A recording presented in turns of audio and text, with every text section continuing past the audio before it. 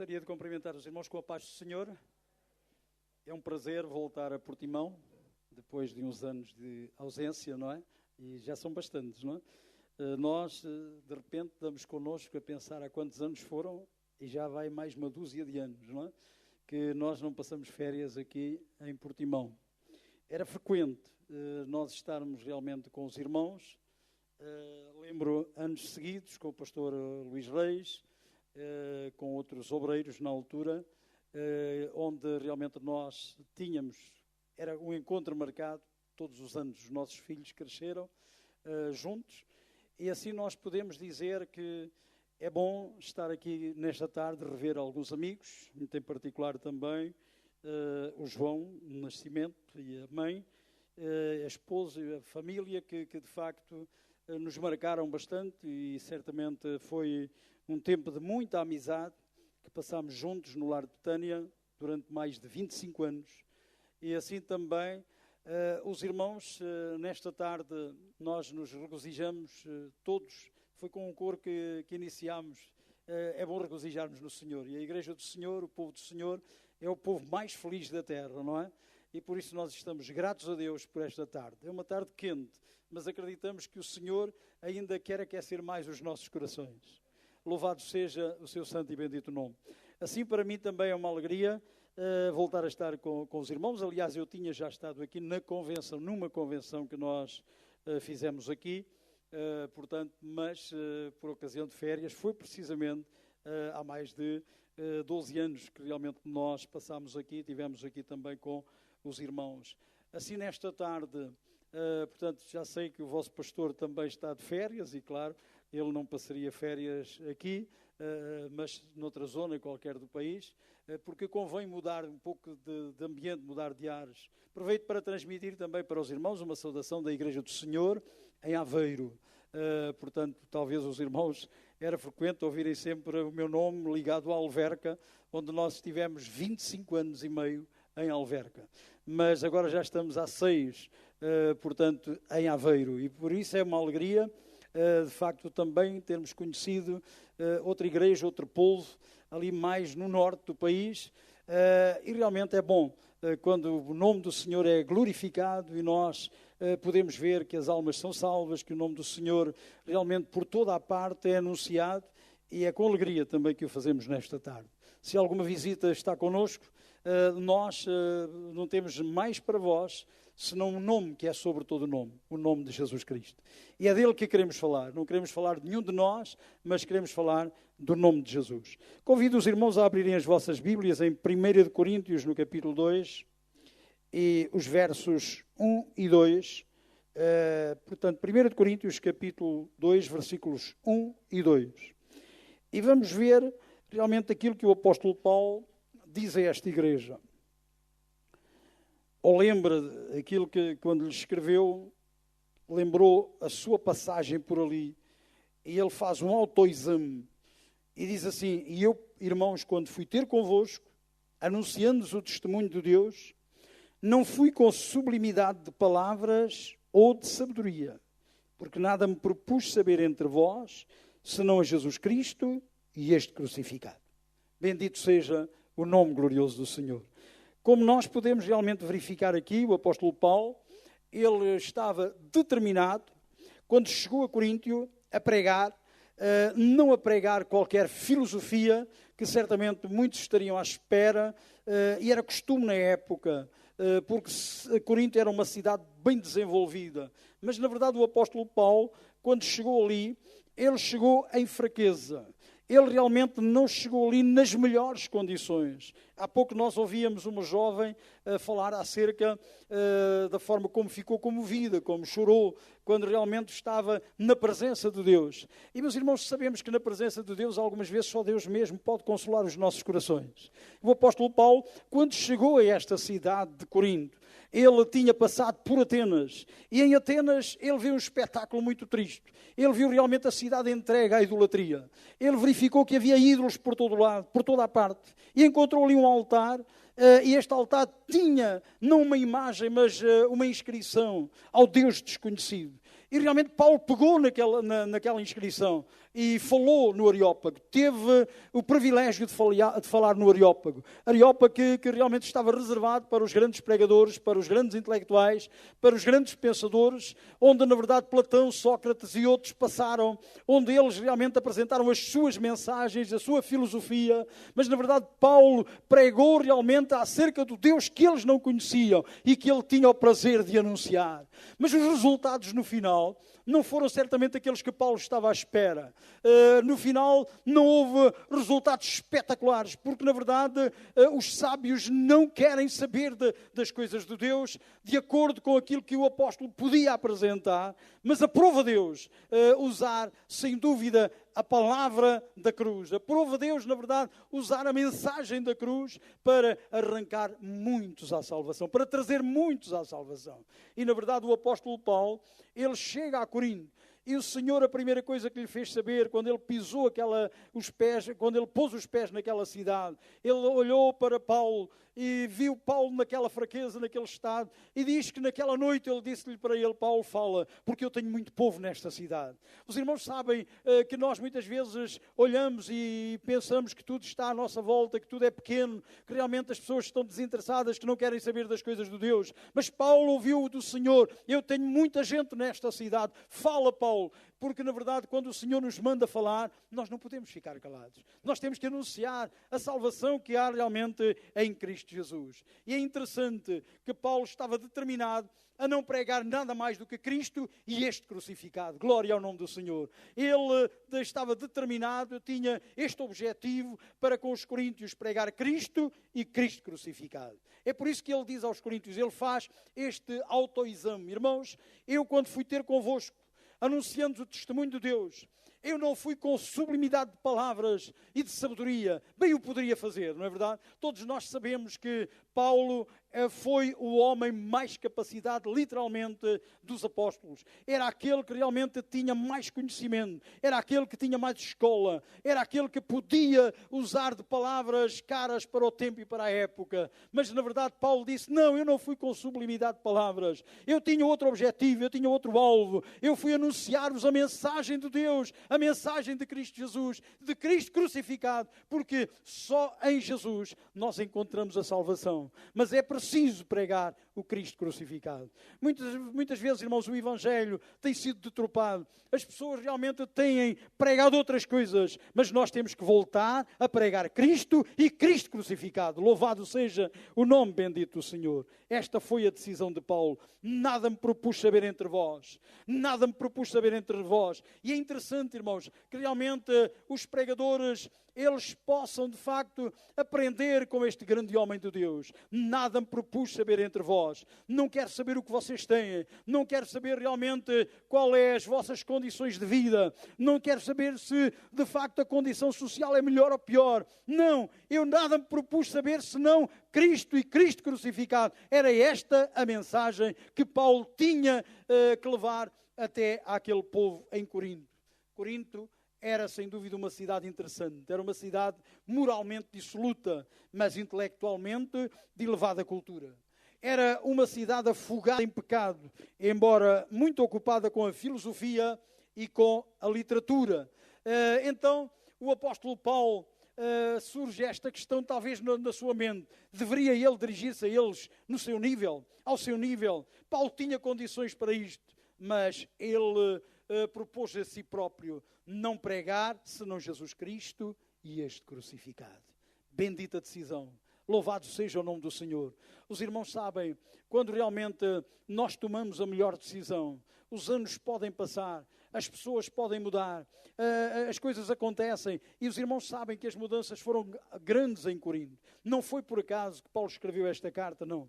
Porque realmente o apóstolo Paulo, quando ele escreveu esta carta, ele teve necessidade de o fazer. Havia 4 grupos dentro da igreja, e estes 4 grupos, eles tinham os seus líderes. Eles tinham realmente na sua cabeça os seus líderes, aqueles que marcaram a sua vida. E outros não, nem sequer os conheceram. Não os conheceram mais senão de nome. E vemos que Paulo, ele era sem dúvida alguma reconhecido por todos aqueles que usufruíram do seu ministério, e eles disseram, nós somos de Paulo. E outros disseram, não, nós não queremos ser de Paulo, nós somos de Apolo. Apolo foi o pastor que foi a seguir, foi o obreiro que o seguiu. E mais tarde levanta-se outro grupo e diz, não, nós somos de Pedro. Pedro nem sequer tinha realmente qualquer ministério, portanto, exercido qualquer ministério em Corinto. Mas, na verdade, Pedro tinha andado com o Senhor. Pedro tinha realmente uma capacidade muito grande. E, de facto, estes homens acharam que de facto, queriam um líder à medida deles. E, finalmente, aparece um quarto grupo dentro da cidade, dentro da igreja em Corinto. E estes disseram, não, nós não somos de Paulo, não somos de Apolo, não somos realmente de Pedro, nós somos de Cristo. E aparentemente muita gente fica a pensar, este grupo é que está certo. Este grupo está realmente certíssimo, porque eles são de Cristo. E quem é de Cristo é que escolheu a melhor parte. Mas eu quero dizer-vos que este era o grupo pior dentro da igreja. Porque realmente este grupo não queria pastores. Este grupo realmente queria estar à margem da palavra de Deus. Queriam arranjar um líder à sua medida. E meus irmãos, nós temos que voltar às origens. E o apóstolo Paulo disse, quem sou eu? Quem é Apolo? Quem é Pedro? Por acaso nós morremos por vós ou foi Cristo que foi crucificado por vós? E na verdade ele pôs a ordem dentro da igreja. Meus queridos irmãos, nós temos que saber em quem temos querido. E temos que valorizar a nossa salvação. Temos que agradecer por aqueles que foram usados por Deus para nos trazer o Evangelho, para marcar a nossa vida. Mas temos que sempre levantar as nossas mãos e agradecer àquele que nos salvou. Louvado seja o nome bendito do Senhor. Então, aqui temos de facto o apóstolo Paulo dizendo este verso 2 de uma forma extraordinária. Está aqui a autoabnegação da sua decisão. Porque ele diz, porque nada me propus saber entre vós, senão Jesus Cristo e este crucificado. Irmãos, é interessante que Paulo tinha estudado numa escola secular em Tarso. Ele tinha aprendido a lei hebraica em Jerusalém e ele tinha cidadania romana. Portanto, este estatuto de cidadão romano foi importante durante o seu ministério. Muitas portas se lhe abriram e foi por ser cidadão romano que ele próprio apelou para Roma numa altura em que o queriam julgar em Jerusalém. Sendo cidadão romano, ele tinha esta dupla nacionalidade, ele era ao mesmo tempo hebreu e era também cidadão romano. Desta forma, vemos aqui que, na verdade, o apóstolo Paulo, ele tinha um currículo invejável, tinha um currículo extraordinário, e ele poderia dirigir-se aos coríntios ao seu próprio nível, como eu disse. Mas ele, em vez disso, ele dirigiu-se a eles e disse-lhes, somente vos propus pregar Cristo e Cristo crucificado. Louvado seja o nome do Senhor. E eu quero dizer-vos que é bom que nós, nesta tarde, possamos ter o mesmo sentimento. Eu próprio fiquei dividido quando o nosso irmão me convidou se eu podia dar uma palavra aos irmãos acerca realmente de várias das mensagens que vieram à minha cabeça. Eu disse assim, bem, certamente esta era mais adequada, mas na verdade eu busquei direção de Deus, porque não é a minha direção, nem é o mais adequado, é aquilo que nós precisamos ouvir. E eu acredito que nós queremos ouvir de Cristo crucificado. Louvado seja o nome bendito do Senhor.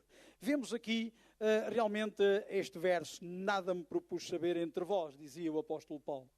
As pessoas prestariam muito mais atenção à mensagem do Cristo exaltado.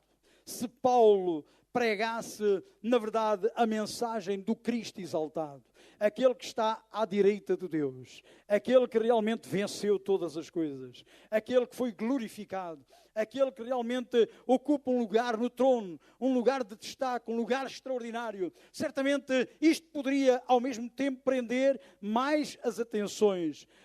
Mas na verdade o apóstolo Paulo determinou pregar a história do Messias. E nós, na verdade, sabemos que Israel, durante muitos anos, esperou o Messias. Eles aguardavam o Messias. De alguma forma, havia uma grande expectativa. Mas quando Jesus veio, Ele veio para os seus e os seus não o receberam. E eu quero dizer-vos que muitas vezes as expectativas, elas saem furadas, porque, na verdade, as pessoas querem viver a vida à sua maneira. As pessoas não querem ser incomodadas. É por isso que Paulo pregou a Cristo crucificado, porque a mensagem da cruz incomoda.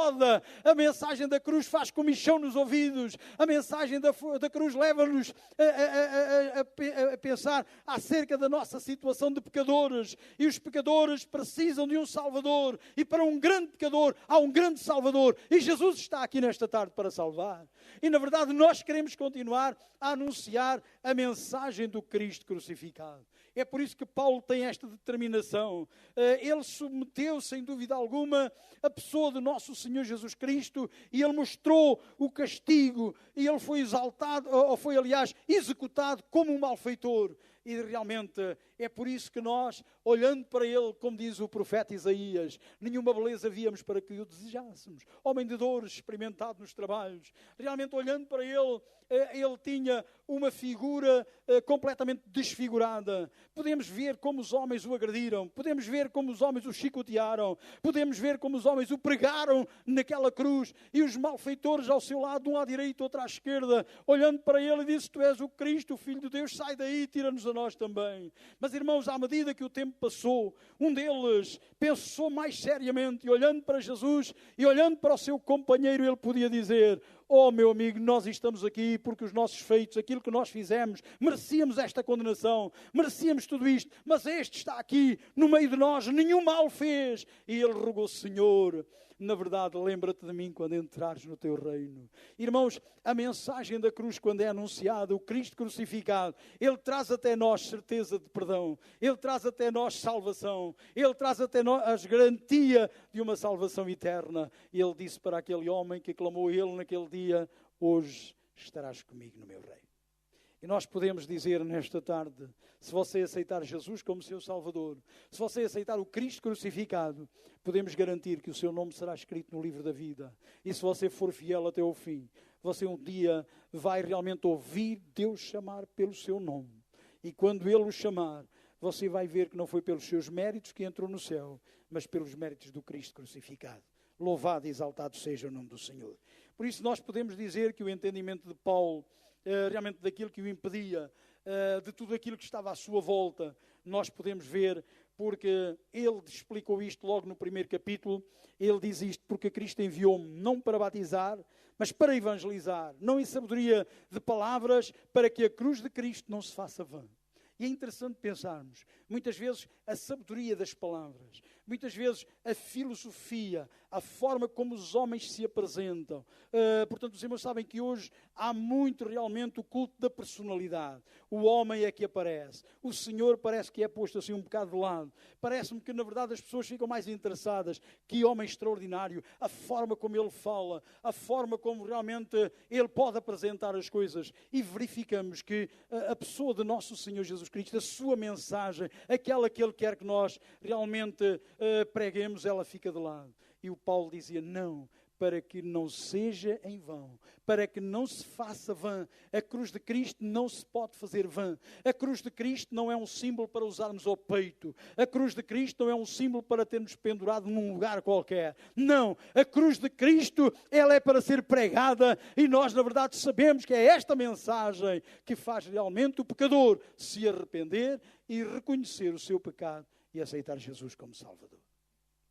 Sabem que a retórica poderá atrair mais a atenção dos ouvintes. Isto é muito mais agradável de ouvir do que a mensagem da cruz. Mas Paulo sabia para o que foi chamado. E é importante, irmãos, que na verdade os pastores, os evangelistas, os apóstolos, realmente os ensinadores, os mestres, eles saibam para aquilo que foram chamados. Porque na verdade Deus não nos chamou para que nós sejamos negociantes. Deus, na verdade, não nos chamou para que nós possamos realmente negociar com as pessoas. Não, Deus chamou-nos para pregar o Evangelho. Deus chamou-nos para pagarmos um preço. E realmente Paulo queria pagar este preço. Paulo estava determinado. Paulo verdadeiramente sabia para aquilo que foi chamado. E vemos aqui, de facto, os dois efeitos da mensagem da cruz, de uma forma extraordinária. No verso 18 do primeiro capítulo, Paulo diz assim: porque a palavra da cruz é loucura. Mas ela é loucura apenas para aqueles que perecem. Mas para nós que somos salvos, é o poder de Deus. Louvado seja o nome do Senhor. E nós podemos dizer isto ainda hoje. Alguns poderão pensar que esta mensagem é loucura. Realmente pregar Cristo e Cristo crucificado, isso é uma loucura. Mas é loucura para aqueles que perecem nos seus pecados. Mas para nós que já estamos livres deles, é sem dúvida o poder de Deus. E nós podemos dizer que estamos aqui não pelos nossos méritos, mas pelo poder de Deus. Foi realmente pelo poder de Deus que nós fomos salvos. Foi pelo poder de Deus que verdadeiramente nós fomos alcançados. E Paulo dizia isto: loucura, mas só para os que perecem. Para nós que somos salvos, é realmente o poder de Deus. Aqui temos o propósito de tal mensagem que, na verdade, o apóstolo podia dizer aos coríntios. Prosseguindo com o verso 19 do capítulo 1, Paulo dizia assim, porque está escrito. Está escrito. E é importante, irmãos, que nós possamos pregar naquilo que está escrito. Amém? Pregar no que está escrito. Não é pregar no que aquele pensador diz. Não é pregar no que aquele homem afirmou. Não é pregar realmente as notícias do telejornal. Porque já bastam essas para que nós, a cada dia, possamos ficar mais desanimados, mais tristes, mais em aflição, sem acreditar. Mas, irmãos, às vezes é bom não acreditar nos homens e é bom acreditar naquele que veio para nos salvar. Louvado seja o nome bendito do Senhor. Então podemos dizer que o propósito é fantástico, não é? Ele diz, porque está escrito, destruirei a sabedoria dos sábios e aniquilarei a inteligência dos inteligentes. Note aqui, que coisa fantástica. A cruz, irmãos, podemos dizer que é o golpe que Deus aplica contra o pecado de Adão lá no Éden. Nós, na verdade, sabemos que quando Deus criou o homem, Ele criou o homem à sua imagem, conforme a sua semelhança. Ele criou o homem com um propósito, para que ele o pudesse adorar, para que lhe pudesse obedecer, para que o pudesse servir. Mas, na verdade, deu-lhe o livre-arbítrio, o direito sagrado de escolha. O homem não foi criado como uma máquina, como um robô. O homem não foi programado para Deus colocar num botão e dizer faz isto ou faz aquilo. Não. O homem é um ser belo, é um ser fantástico, que Deus criou de uma forma fantástica. Macho e fêmea os fez. E realmente os colocou no Éden. E o homem tinha esta responsabilidade. Ele tinha que dar nome às coisas. Deus, na verdade, não pôs o nome nos pássaros nem nos animais. Foi Adão que teve que fazer isto. Adão tinha uma memória fantástica, uma memória extraordinária. Adão teve que dar o nome a todos os répteis, a todos os animais que estão na face da terra. E os irmãos podem pensar, será que pôs os nomes mesmo a todos? Eu vou dizer que pôs a muitos mais, porque há espécies que já desapareceram. Desta forma, nós podemos dizer que o homem tinha tudo para ser feliz. Mas nós verificamos que o homem falhou, o homem pecou. O homem verdadeiramente desobedeceu. O homem foi expulso do Éden pela misericórdia de Deus. Porque se o homem, a seguir ao pecado, tocasse na árvore da vida, ele estava morto para todo o sempre. Ele estava verdadeiramente separado de Deus para sempre. Mas nós verificamos que agora Deus o expulsa do Éden. E no seu plano, Jesus é o Cordeiro de Deus morto antes da fundação do mundo. Está o Senhor Jesus Cristo. Por isso eu disse que a mensagem da cruz é o golpe de mestre que Deus aplicou para que o pecado de Adão fosse agora uma oportunidade que os homens podem ter de serem readmitidos. O segundo Adão é Jesus Cristo. Ele é o homem perfeito. Foi ele que verdadeiramente veio a este mundo. Porque a salvação não é o esforço do homem para chegar a Deus. Como muitas vezes os pensadores dizem, olha, as religiões é tudo, é como uma montanha, tem muitos caminhos, é preciso chegar lá acima. Mas eu quero dizer-vos, os homens, pelos vários caminhos que apontam, eles não conseguem chegar a lado nenhum. Porque só há um caminho, só há uma verdade, só há uma vida, e esta está em Jesus Cristo. Foi Ele que veio dos céus à terra, porque o homem da terra ao céu arranjou a Torre de Babel, fez as mais diversas invenções, mas não se pôde salvar a si próprio. Não é pelo nosso mérito, não é pelo nosso dinheiro, não é pelo nosso intelecto, não é pela nossa religião, é por Jesus Cristo, louvado seja o nome do Senhor. Então Ele enviou Jesus a este mundo, e Ele veio para salvar os perdidos. Ele está conosco nesta tarde. Por esta razão nós podemos dizer que o ponto de vista de Deus sobre a necessidade do mundo é maravilhosa. Então Paulo diz, visto como na sabedoria de Deus o mundo não conheceu a Deus, pela sua sabedoria, aprova Deus salvar os crentes pela loucura da pregação. Que coisa fantástica, não é? Então como o homem, pela sua sabedoria, realmente ele não pôde fazer rigorosamente nada. Porquê? Porque, em primeiro lugar, ele não reconheceu a sabedoria de Deus. E quando os homens desprezam a Deus, quando os homens dizem não a Deus, isso é uma perfeita loucura. Porque, irmãos, quando, na verdade, os cientistas ateus começaram a trabalhar em diversas matérias, eles chegaram sempre a uma conclusão, há algo superior, há algo acima de nós. E nós podemos dizer que aquilo a que os homens têm dificuldade em dizer que é Deus, nós nos alegramos porque Deus salvou os crentes pela loucura da pregação. Bendito seja o nome do Senhor. E todos os irmãos que estão aqui nesta tarde poderiam dar o seu testemunho, poderiam dizer como é que vocês foram salvos. Talvez alguma pessoa muito simples, essa pessoa trouxe para vocês uma mensagem, convidou para vir ao culto. Vocês vieram com essa pessoa ao culto. Talvez vocês estavam na maior aflição da vossa vida e Deus usou alguém. É interessante, eu estou agora em Aveiro. E a pessoa que me falou de Jesus, a mim e à minha esposa, foi uma irmã. Uma mulher muito simples, que morava perto de nós ali em Loures, perto de Lisboa. E realmente esta mulher falou-nos de Jesus. Mal sabia ela que depois de todos estes anos eu viria a ser o pastor da igreja da sua terra. Eu realmente estaria ali. E é interessante como, de facto, Deus usa as coisas loucas, as coisas simples, as coisas fracas deste mundo. Irmãos, e na verdade nós nos regozijamos de uma forma extraordinária, porque a loucura de Deus é mais sábia que os homens. E Deus, na sua loucura, Ele nos enviou Jesus a este mundo.